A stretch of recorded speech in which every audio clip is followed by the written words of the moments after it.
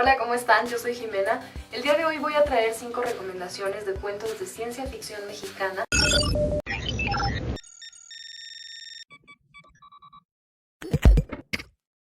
Voy a comenzar recomendándoles un cuento de Gabriela Damián.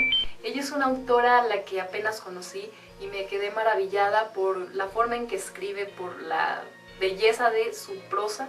Y bueno, el cuento que les quiero recomendar se llama Futura Nereida. Es uno de los cuentos más representativos de esta autora y lo pueden encontrar en la antología Los Viajeros, 25 años de ciencia ficción mexicana, así se llama este tomo.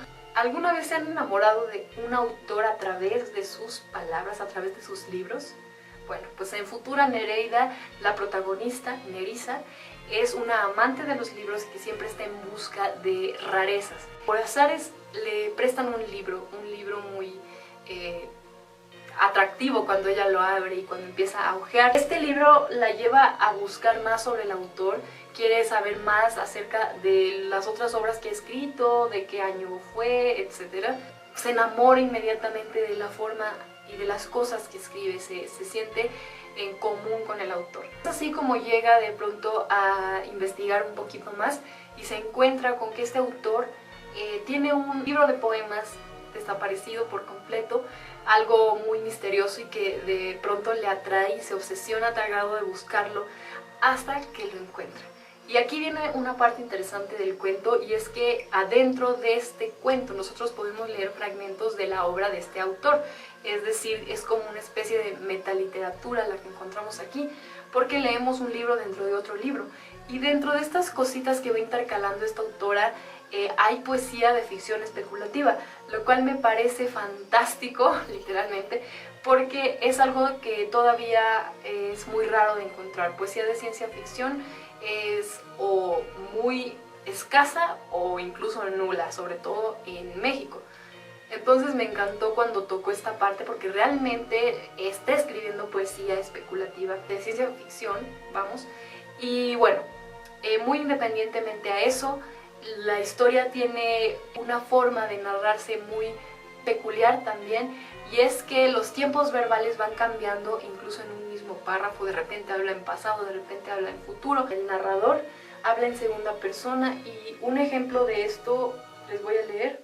El buen amor, un bien que se merecen los mundos justos, pensaste. Te habría gustado subrayar ese libro en sustitución de un conjunto de caricias. Al día siguiente llamarás, dijiste, no iré. No pasa nada, es que me va a dar gripe y no quiero contagiarlos. El metro será la cuna de tu deseo, el vaivén de un anhelo que transformó en adorables tus gestos más ordinarios. El aire de la ventana abierta te llevará los hilos negros del pelo hasta la boca, los mojará con tu saliva, seña cercana a un beso. También el viento, o esa ráfaga extraña, tirará los papeles de la señora aferrada al tubo. Tú los recogiste porque eres amable. El centro hervía bajo tus pasos porque tendrás la manía de cubrirte los pies, aunque la primavera ya se anunciaba con violetas y amarillos. Te percataste del cielo limpio, inspirarás el frior del aire de marzo, sintiendo sobre ti el sereno abrazo del presente. Este es un pequeño ejemplo de cómo está narrado todo el cuento. Si se fijan, es un salto entre tiempos que en un principio podría confundirnos o podría parecer como muy raro, es muy raro de ver incluso, pero todo tiene sentido también con la historia, creo yo. La forma de narrarse no es gratuita, no es que tenga que ver en la trama de la historia, pero siento que es un juego por parte de la autora porque se habla del tiempo precisamente en este cuento. Entonces yo en pocas palabras me atrevo a decir que esta es una autora que me gustó a tal grado de compararla con Ray Bradbury, porque si me conocen ustedes sabrán que a mí me gusta mucho este autor precisamente por la belleza que transmite a través de sus narraciones. Entonces creo que Gabriela Damián es un ejemplo de esos escritores que buscan detenidamente las palabras correctas y la forma de resaltar el texto, de resaltar todo el texto, no solo por su historia, sino por la forma de contarse. El segundo cuento también es de esta misma antología y se llama Ruido Gris, de Pepe Rojo. A Pepe Rojo yo lo había mencionado cuando hice esta misma recomendación de cuentos de ciencia ficción norteamericanos, pero porque fue antologador de 25 minutos en el futuro, junto con Bernardo Fernández Beff. En esta historia, en Ruido Gris, nos adentramos en un ambiente cyberpunk. Es una historia distópica, obviamente, en donde existen reporteros que graban ya no con una cámara de mano como estamos acostumbrados, sino con sus propios ojos. Sus ojos están operados de forma que tienen cámaras oculares y que sus cuerdas vocales están unidas también a una red de transmisión en vivo. Vamos, las empresas contratan a periodistas para que en su cuerpo estén sus propias herramientas de trabajo. Entonces es algo así como rentar el propio cuerpo o incluso venderlo, porque ya no hay reversión, ya no hay algo que puedas hacer al respecto. Y evidentemente lo que pasa es que los reporteros regalan su intimidad, exponen su privacidad, renuncian a ella y se vuelven un objeto meramente. Está muy bien escrito, toca temas muy delicados y no profundiza, pero sí hace que te preguntes como lector si no es acaso que ya está pasando todo esto a otro nivel. Obviamente una función de la ciencia ficción, creo yo, es exagerar, ¿no? Es caricaturizar lo que está sucediendo hoy, en este presente, y llevarlo a un nivel mucho más exagerado. También habla de los suicidios, los suicidios que pasan aquí ya ni siquiera son algo esporádico, sino que es algo que ven todos los días, por lo cual el público pues ya está súper acostumbrado a ver por la tele suicidios. Entonces aquí el chiste es más bien qué tipo de suicidio es. ¿Conviene grabarlo? ¿Conviene emitirlo en vivo? ¿No conviene? Estamos hablando de que el público, la humanidad, está completamente insensibilizada ya. Solo busca la información de las noticias como un medio más de entretenimiento, algo que evidentemente fomenta el morbo. Yo los invito a que lo lean para que se den cuenta de lo que estoy diciendo y para que disfruten de este gran cuento que también fue otro de mis favoritos de esta antología. El tercer cuento que les quiero recomendar, que también se encuentra en esta misma antología, se llama Instantáneas F&D o F&D, como quieran llamarlo. Es de Edgar Omar Avilés. Él es un escritor de los 80s que pues, no había conocido hasta ahora, que nos trae en este cuento una historia muy cruel, pero creo que lo más atractivo del cuento es cómo lo cuenta. Vamos, él mismo lo describe como una sucesión de imágenes, algo así, porque verán, empieza así: la cesárea, las malformaciones en más del 80% del cuerpo, el llanto que escapa por una abertura en la nuca de ese amasijo, el grito de la madre, el desmayo del padre, el ceño fruncido de horror del doctor, el vómito de la enfermera, el encefalograma que muestra un cerebro sin atrofias, el tríptico con el costo de un aparato F&D, el trabajo matutino del padre, el nocturno, el trabajo matutino de la madre, el nocturno, el aparato F&D número AIME 800-522.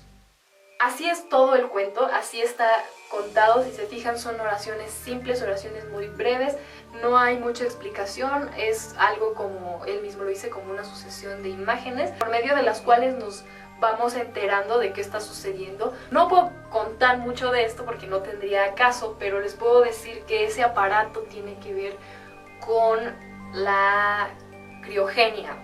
Eso es lo único que voy a decir. Y evidentemente se está hablando de un nacimiento, de un niño que nace con malformaciones y que de inmediato es rechazado tanto por los padres como por los doctores y que no sé qué, y lo someten a ese aparato. Ya, no voy a decir nada más. Solo léanlo. Se me hizo un cuento muy interesante, un cuento original, cuyo formato solo había leído en Alberto Chimal y nada más. El cuarto cuento es el que hace la excepción en esta serie de 5 recomendaciones, porque no es un autor vivo. Estoy hablando de Carlos Fuentes. En este libro de Los días enmascarados hay un cuentito de ciencia ficción, lo cual para algunos podría resultar un poco raro porque Carlos Fuentes pues no escribía como tal ciencia ficción, pero sí más fantasía. En este libro está el cuento de El que inventó la pólvora y prácticamente todo comienza con cucharas que dejan de servir de la nada, se desvanecen o algo así, y resulta que poco a poco los objetos van perdiendo su tiempo de vida, va expirando, al grado en que primero una cuchara duraba un día, luego dura 8 horas y luego 6 horas, al punto de derretirse en la misma mano, y esto obliga a que las fábricas aceleren su producción de acuerdo a la demanda de los consumidores, porque los consumidores necesitan de las fábricas para seguir con su vida normal, con su vida que depende de estos bienes materiales. Y al final nos dice Carlos Fuentes, entre líneas, ¿qué pasaría si en el mundo hubiera un retroceso en el que ya dejáramos atrás los bienes materiales, dejáramos atrás este interés en torno al dinero, a lo plástico, a lo material? ¿Y qué pasaría? En este cuento hay una relación obligada entre consumismo y esclavitud, y de repente llegamos a un absurdo. Yo lo recomiendo muchísimo. La última palabra que menciona, o una de las últimas palabras que menciona Carlos Fuentes en este cuento, es chispa. Y para concluir, quiero decir que lo que sentí al terminar de leerlo fue eso, una chispa. O sea, súper bien, súper ad hoc. Por último, y no menos importante o atractivo, porque realmente es un cuento excelente, les quiero recomendar El que llegó hasta el Metro Pino Suárez, un cuento de Arturo César Rojas. Es una obra que se publicó en 1986. En este cuento la ciencia ficción se va abriendo gradualmente. Primero entramos en la narración, es lo primero, o sea, que nos envuelve, porque tiene mucha jerga mexicana del barrio bajo, por así llamarle.